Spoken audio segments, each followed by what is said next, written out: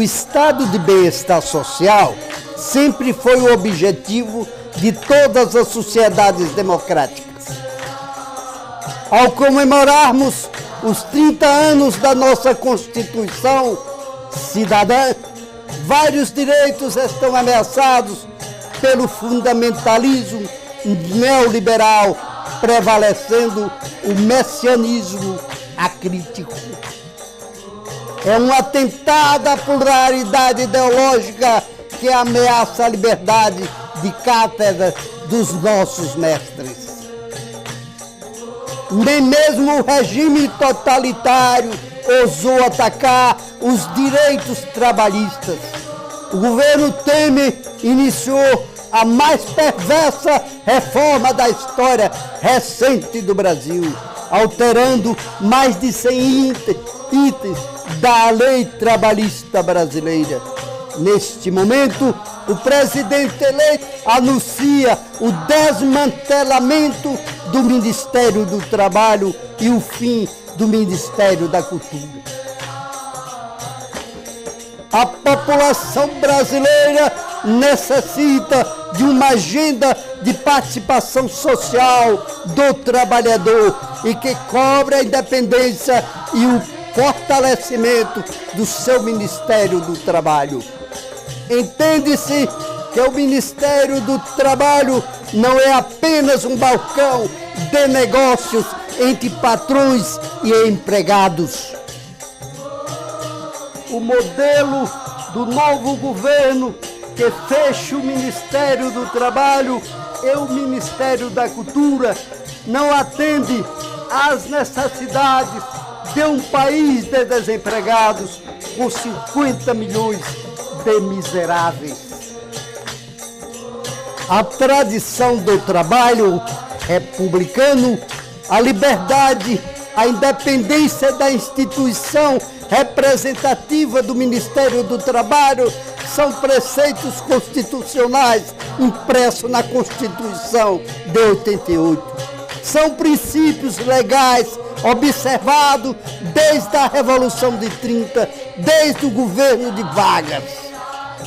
O Ministério da Cultura não pode ser levado às trevas. A necessidade da cultura é uma constante em toda a sociedade. Neste país, com mais de 30 milhões de analfabetos formais, acabar com o Ministério da Cultura significa arruinar o conhecimento histórico e popular de uma nação. É arruinar o coração e a identidade nacional.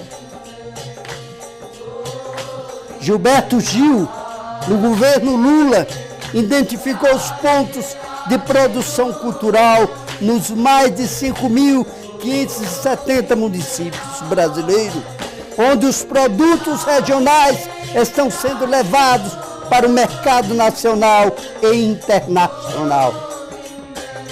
A produção regional do audiovisual, do artesanato, da produção alimentícia e principalmente a divulgação e propagação das festas e eventos culturais e regionais.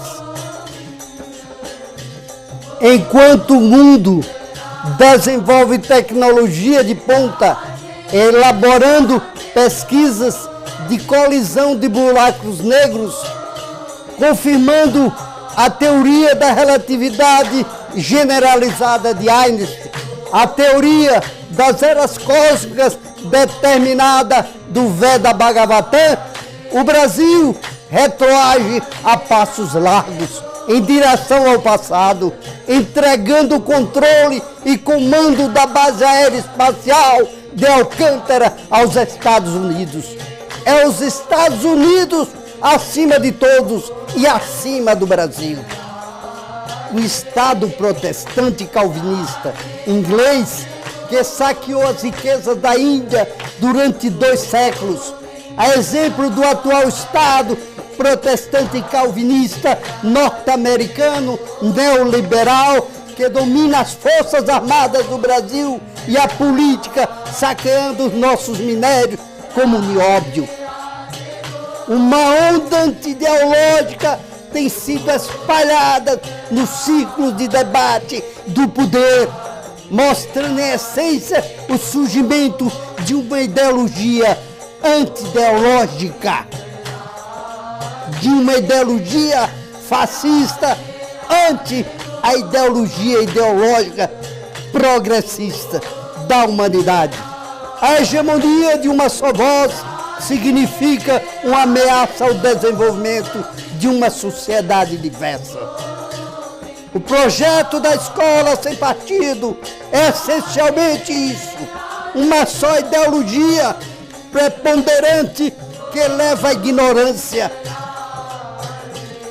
O que esse projeto busca é um movimento acrítico e fundamentalista, inconsequente e desastroso para a formação das nossas crianças, dos nossos estudantes.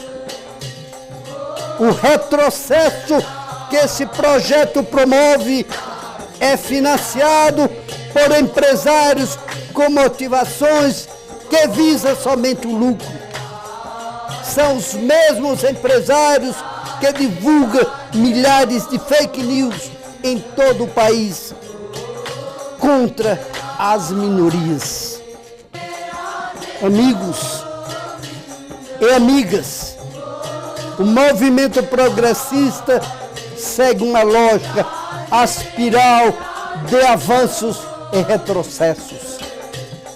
Esteja certo que dentro desse contexto de ameaças, as aspirações dos líderes progressistas se manterão, abrindo espaço para as novas lideranças, com deferência ao melhor de nosso passado.